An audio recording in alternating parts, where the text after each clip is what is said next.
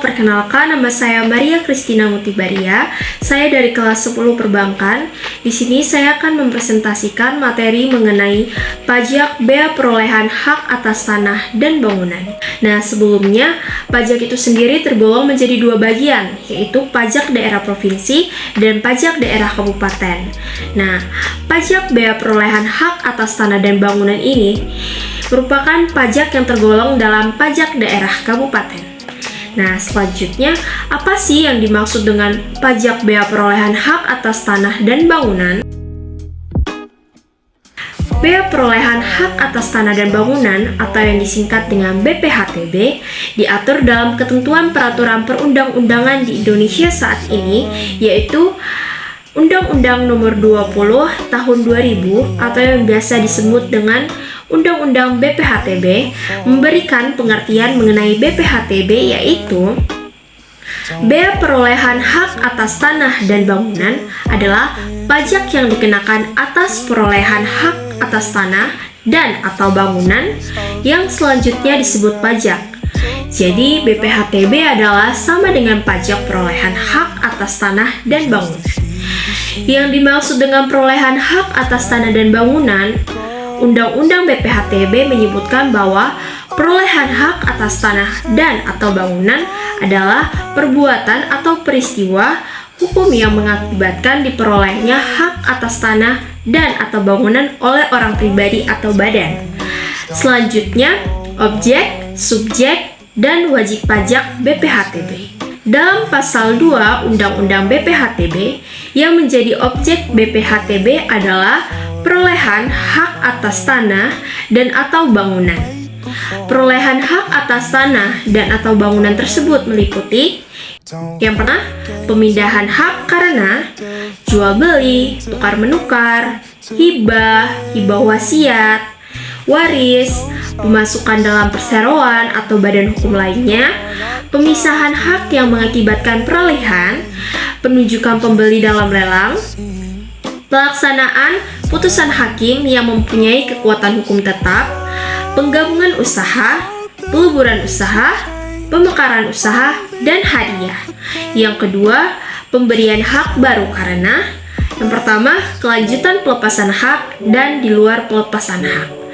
Selanjutnya, subjek BPHTB. Yang menjadi subjek BPHTB adalah orang pribadi atau badan yang memperoleh hak atas tanah dan atau bangunan.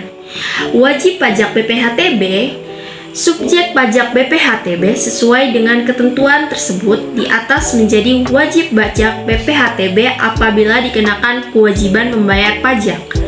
Selanjutnya, tarif, dasar pengenaan, dan cara menghitung BPHTB. Tarif. Nah, untuk tarif itu sendiri, Pasal 5 Undang-Undang BPHTB menyatakan bahwa tarif BPHTB merupakan tarif tunggal sebesar 5%. Penentuan tarif tunggal ini dimaksudkan untuk kesederhanaan dan kemudahan perhitungan. Selanjutnya, dasar pengenaan.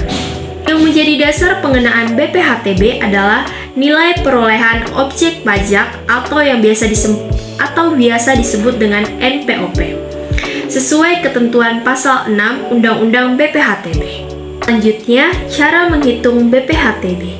Untuk menghitung besarnya nilai perolehan objek pajak kena pajak atau NPOP-KP adalah dengan cara mengurangkan NPOP nilai perolehan objek pajak dengan NPOP-TKP atau nilai perolehan objek pajak tidak kena pajak.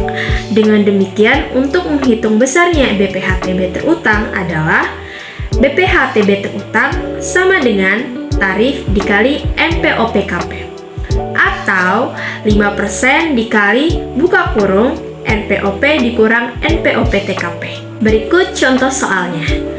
Pada tanggal 1 Maret 2003, Bapak Rahmat membeli sebuah rumah seluas 200 meter persegi yang berada di atas sebidang tanah hak milik seluas 500 meter persegi di Kota Bogor dengan harga perolehan sebesar 500 juta. Berdasarkan data SPPT PBB atas objek tersebut, ternyata NJOP-nya atau nilai jual objek pajaknya sebesar 600 juta, tanah dan bangunan. NPOP-TKP ditentukan sebesar 50 juta, Maka kewajiban BPHTB yang harus dipenuhi oleh Bapak Rahmat tersebut adalah jawabannya, yang pertama diketahui harga perolehannya sebesar 600 juta dan NPOP TKP-nya sebesar 50 juta. Jadi 5% dikali buka kurung 600 juta dikurangin 50 juta tutup kurung, hasilnya 27.500.000. Jadi kewajiban BPHTB yang harus dipenuhi oleh Bapak Rahmat tersebut sebesar 27.500.000. Sekian presentasi mengenai materi pajak bea perolehan hak atas tanah dan bangunan dari saya. Sekian dan terima kasih.